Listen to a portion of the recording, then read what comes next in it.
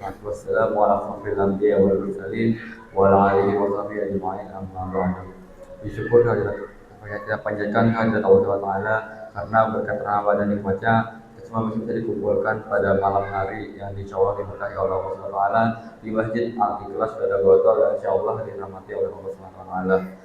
Tak lupa salawat dan salam tercurahkan kepada baginda Nabi Muhammad sallallahu alaihi wasallam dan sahabatnya, keluarganya, tabi'in yang kita nantikan syafaatnya di yaumul akhir kelak. Amin ya rabbal alamin. Bapak Ibu jamaah salat Isya dan salat tarawih berjamaah yang dimuliakan Allah Taala, pada kesempatan kali ini saya Hafiz selaku MC pada malam hari ini ingin menyampaikan informasi sebagai berikut. Yang bertindak sebagai petugas Ramadan malam hari ini pada hari 18 Maret 2025 adalah sebagai berikut. Penceramah tarawih yaitu Bapak Ustadz Yusuf Syah MR dengan tema ceramah agar amal tidak sia-sia. Lalu Imam tarawih Ustadz Salman Bilal Saudara Ali. Jadwal tadarus malam ini adalah Majelis Ta'lim RT 3 RW 19 dan Majelis Ta'lim RT 3 RW 11. Lalu hasil tromol tarawih pada malam ke-18 adalah sebesar Rp574.500. Selanjutnya adalah hasil penerimaan dalam proposal pada Ramadan 1446 Hijriah yaitu Majelis Ta'lim RT 1 RW 19 sebesar Rp4.600.000, Majelis Ta'lim RT 2 RW 19 itu Rp12.500.000, Majelis Ta'lim RT 3 RW 19 Rp6.500.000, Majelis Ta'lim RT 4 RW 19 Rp5.400.000, Majelis Ta'lim RT 5 RW 19 Rp5.250.000, Majelis Ta'lim RT 6 RW 19 Rp6.050.000, Majelis Ta'lim RT 7 RW 19 sebesar Rp11.500.000, Majelis Ta'lim RT 8 RW 19 sebesar Rp10.000.000, Majelis Ta'lim RT 9 RW 19 sebesar Rp4.650.000, Majelis Ta'lim RT 10 RW 19 sebesar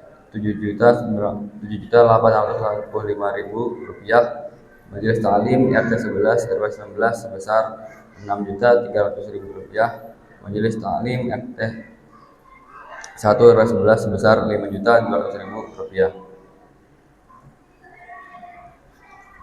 Dengan saldo saat ini sebesar Rp40.236.100 dengan total penerimaan Rp100.117.757.600 dan total pengeluaran sebesar Rp77.521.500.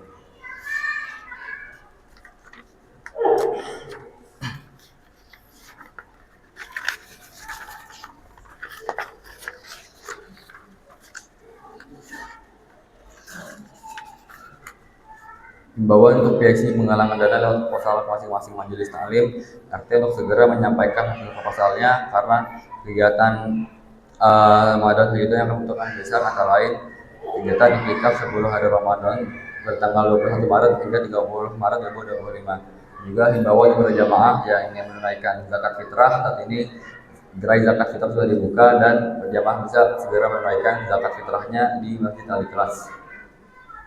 Selanjutnya kami mengimbau kepada seluruh jamaah tetap menjaga ketenangan selama salat tarawih langsung serta menonaktifkan alat komunikasi dan memperhatikan anak-anaknya agar tetap tenang agar khusyukan ibadah tetap terjaga. Serta jamaah diharap selalu menjaga kebersihan di dalam lingkungan maupun di luar masjid. Demikian pengumuman yang saya sampaikan. Apabila ada kekurangan kesalahan kami mohon sebesarnya. Kepada Ustaz Yusuf Syah, kami silakan. Assalamualaikum warahmatullahi wabarakatuh.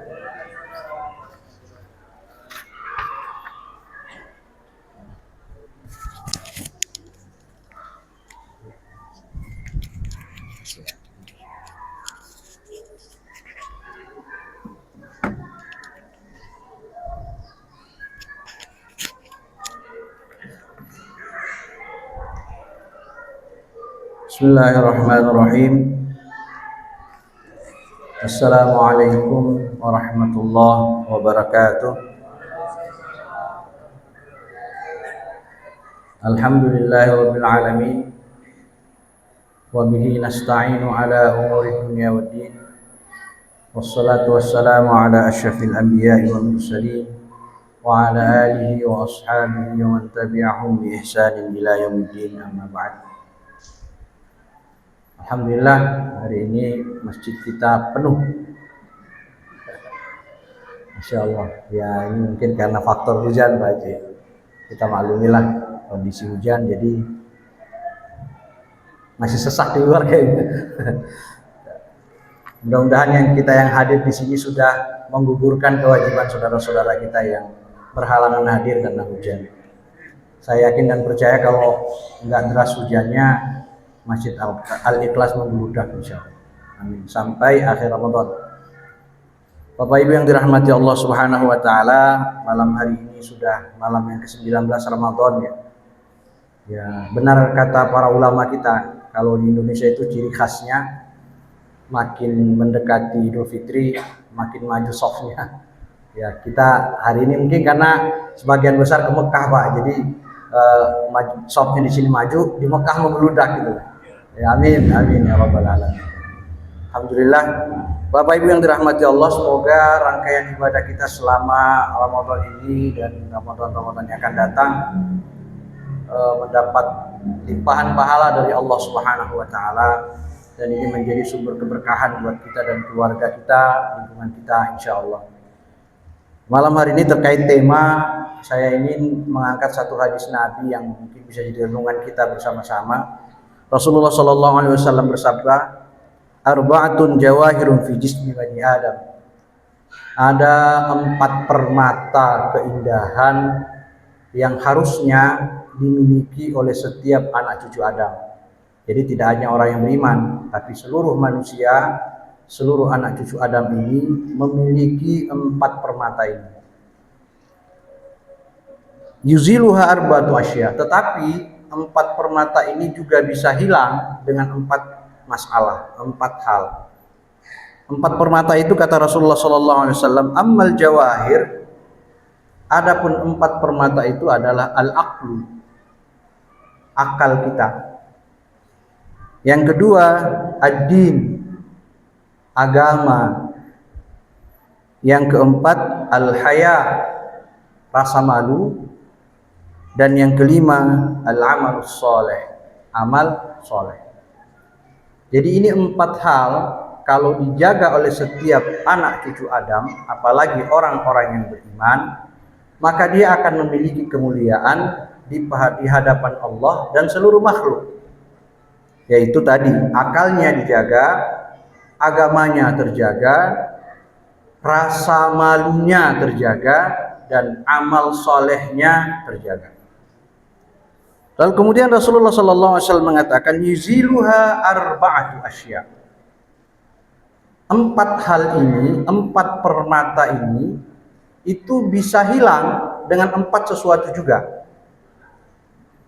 Yang pertama kata Nabi, al-ghadab yuzilu al-aql. Yang bisa menghilangkan akal seseorang itu adalah marah. Marah kata Nabi bisa menghilangkan akal seseorang.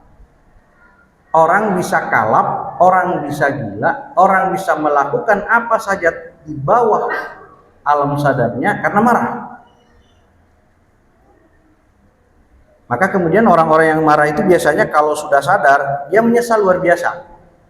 Kenapa saya marah? Kenapa saya lakukan itu? Kenapa? Memperturutkan amarahnya. Maka kata Nabi, al-ghadab yuzilul aql. Marah itu menghilangkan akal kita. Maka Rasulullah SAW bersabda, laisa syadid as-sur'ah. Orang yang kuat itu, kata Nabi, bukan orang yang jago gulat, jago berantem, jago tinju, bukan. As-sur'ah itu gulat, Pak. Memang di zaman Nabi itu yang dilatih itu gulat. Makanya sahabat-sahabat Nabi itu jago gulat. Nah, orang Uzbek itu sekarang jago-jago gulat karena mereka paham bahwa ilmu gulat itu yang diwariskan oleh para sahabat Nabi yang menjadi petarung-petarung hebat di zamannya, termasuk Umar bin Khattab. Kata Nabi, bukanlah orang hebat itu yang jago gulat, jago tinju, jago berantem, jago perang. Tapi kata Nabi, walakinna syadid alladhi yamliku nafsahu 'indal ghadab. Tapi orang yang hebat itu, orang yang kuat itu adalah orang yang bisa menahan diri ketika dia marah. Walaupun dia marah, akalnya masih jalan. Akalnya masih berpikir. Maka marah yang menghancurkan itu adalah ketika amarah itu menghilangkan akal sehat kita. Nah, ini yang pertama. Yang kedua, kata Rasulullah sallallahu alaihi wasallam, wal hasad yuziluddin. Dengki, hasad itu menghancurkan agama kita. Nah, kata Nabi, yakum wal hasad fa innal hasad ya'kulul hasanat kama ta'kulun narul khatab. Berhatilah kalian, hindarilah kalian sifat hasad, sifat dengki, sifat iri. Kenapa? Karena hasad itu memakan seluruh kebaikan kita. Habitat a'maluhu, seperti tema kita malam ini. Sia-sia amal kita. Kenapa? Kita menanamkan, memelihara sifat hasad dan iri di hati kita. Maka hasad ini ya'kulul hasanat, memakan seluruh kebaikan kita, kama ta'kulun narul khatab, seperti kayu membakar, seperti api membakar kayu bakar. Nah, itu hasad itu luar biasa. Maka surah Al-Falaq itu mengajarkan kepada kita agar kita selalu berlindung dari sifat hasad dan orang-orang yang hasad. Qul a'udzu birabbil falaq min syarri ma khalaq wa min syarri ghasiqin idza waqab wa min syarri naffadati fil 'uqad wa min syarri hasidin idza hasad. Kita minta perlindungan kepada Allah dari orang-orang yang hasad ketika sifat hasadnya itu muncul. Karena sifat hasad itu menimbulkan dua persoalan. Persoalan pertama, kalau masih sekedar hati dan lisannya, itu perkataannya nggak enak. Tapi ketika hasad itu lari ke fisik, orang bisa membunuh karena hasad. Orang bisa menyakiti orang lain karena hasad. Orang bisa mencederai orang lain karena hasad, iri hati dan dengki.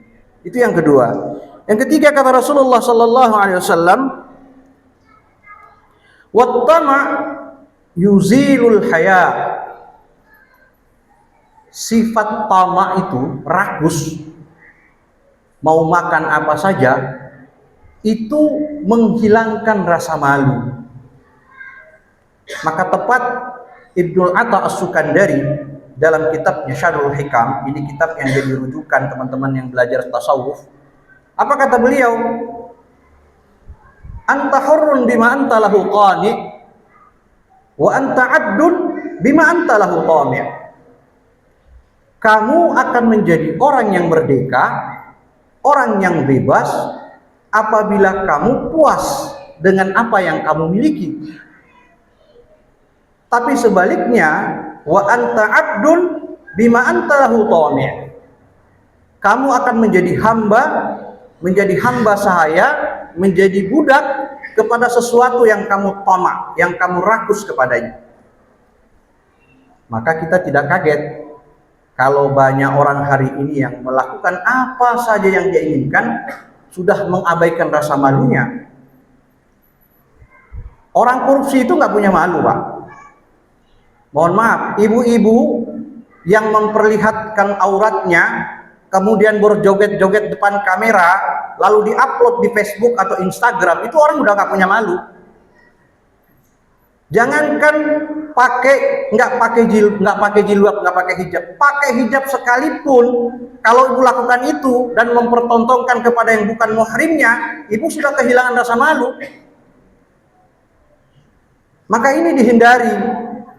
Seharusnya kecantikan seorang wanita, keindahan tubuh seorang wanita, kemolekan tubuh seorang wanita itu dinikmati oleh suaminya, bukan orang lain. Nah ini kita kebalik, di rumah pakai daster sobek, mending pakai parfum Bu, udah bau masakan, bau sambel, macam-macam deh rasanya deh, bau bakso. Giliran keluar, kalau bisa parfum yang paling mahal pula dibeli. Suami udah mikir, ini parfum apa lagi buat bini gua, baru seminggu udah habis botol. Kenapa? Karena kita lebih memilih untuk mempertontonkan apa yang kita punya, keindahan yang kita punya, kecantikan yang kita punya untuk orang lain, bukan untuk suami. Padahal untuk suami sesungguhnya itulah ibadah. Kenapa ini terjadi? Karena kita kehilangan rasa malu. Benar kata Nabi bahwa nanti kiamat tidak akan datang kecuali rasa malu itu diangkat sama Allah. Kita lihat sekarang, Pak. Orang bangga dengan maksiatnya, orang bangga dengan korupsinya, orang bangga dengan kejahatan yang dilakukannya. Kenapa?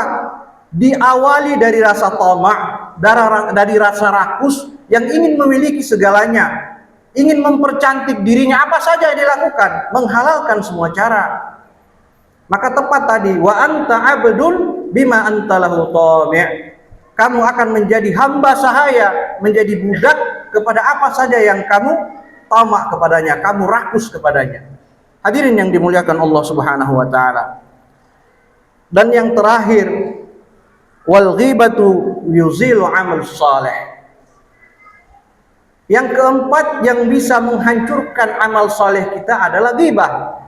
Kita sudah bahas pada beberapa hari yang lalu tentang ghibah itu. Bagaimana ghibah itu menghancurkan kita? Bagaimana ghibah itu merusak tatanan sosial kita? Bagaimana ghibah itu kemudian merusak pribadi kita, merusak orang lain, merusak hubungan silaturahim kita dengan orang-orang yang ada di sekeliling kita. Kenapa? Karena orang tidak suka diceritakan keburukannya. Kalaupun itu benar, itu ghibah. Kalau itu salah, kita memfitnah orang lain. Wal fitnatu asyaddu minal qatl. Fitnah itu lebih kejam daripada pembunuhan, kata Rasulullah sallallahu alaihi wasallam. Maka di sebuah hadis Rasulullah sallallahu alaihi wasallam menyampaikan kepada kita, atadruna manil muflis? Rasulullah bertanya kepada sahabatnya, atadruna manil muflis? Kamu tahu orang yang bangkrut? Tahukah kalian wahai sahabatku orang-orang yang bangkrut di hari kiamat? Kata para sahabat, al-muflis fina man la dirham wala mata'. Orang yang bangkrut di antara kami ya Rasulullah adalah orang yang tidak punya uang, tidak punya perhiasan, kata sahabat. Kata Nabi, bukan. Innal muflis min ummati may ya'ti yaumal qiyamati bi salatin wa siyamin wa zakatin. Adapun hambaku, sahabat umatku yang nanti di hari kiamat bangkrut itu adalah mereka yang datang dengan salatnya, datang dengan puasanya, datang dengan zakatnya, datang dengan amal solehnya, tapi ketika di dunia syatama abdun, syatama hada wa qataba hada wa akala mala hada. Dia menggibahi saudaranya, dia menghina saudaranya, memakan hak yang bukan haknya. Maka saat itu kata Rasulullah sallallahu alaihi wasallam, amal ibadah yang dibawanya itu dibagikan kepada orang yang dizoliminya. Pahala sholatnya dibagikan kepada orang yang dizoliminya. Pahala sholatnya dibagikan kepada orang yang digibahinya. Pahala sholatnya dibagikan kepada orang yang dijahatinya. Sampai akhirnya amal kebaikannya habis, keburukan orang-orang yang telah dizolimi olehnya akan diberikan kepadanya. Itulah orang-orang yang muflis, kata Nabi. Orang yang bangkrut, orang yang habitat a'maluhu, orang yang sia-sia amalnya. Dia sudah bersusah payah beribadah di dunia ini, memperbanyak sholatnya, memperbanyak puasanya, memperbanyak zakatnya, tapi dia tidak bisa menahan lisannya, dia tidak bisa menahan tamaknya, dia tidak bisa menahan amarahnya, dia tidak bisa menahan sikapnya untuk tidak menyakiti orang lain. Saat di akhirat kelak, mereka itulah orang-orang yang disebut dengan muflis, orang yang bangkrut, orang yang tidak memiliki apa-apa untuk menghadap Allah Subhanahu wa taala. Mudah-mudahan kita semua di Ramadan ini menjadi pribadi-pribadi mukmin yang tetap memiliki 4 permata itu. Akal kita, agama kita, keimanan kita kepada Allah, rasa malu kita tetap kita jaga, dan yang terakhir kita menjaga apa yang dikehendaki Allah Subhanahu wa taala dari amal soleh kita. Semoga Allah Subhanahu wa taala mengistimewakan kita semua, dan insya Allah di penghujung akhir Ramadan ini semakin semangat kita beribadah. Ajak saudara kita, ajak anak-anak kita, perbanyak ibadah kita. Tunjukkan Ramadan kemarin berbeda dengan Ramadan hari ini. Hari ini jauh lebih baik Ramadan kita. Ramadan kita insya Allah sebentar lagi akan iktikaf. Mudah-mudahan masjid kita iktikafnya lebih banyak dari tahun kemarin, sehingga makin semarak masjid kita. Kalau masjid kita semarak, kalau masjid kita makmur, maka keberkahan akan Allah turunkan kepada kita, bukan saja di keluarga kita, di lingkungan kita, di Villa Dagotol, bahkan di Ciputat ini, karena Villa Dagotol, karena Al-Ikhlas, keberkahan dicurahkan oleh Allah Subhanahu wa taala. Mohon maaf bila ada kekurangan, kebenaran datang dari Allah, kesalahan datang dari pribadi saya sendiri. Akhirul kalam. Wassalamualaikum warahmatullahi wabarakatuh.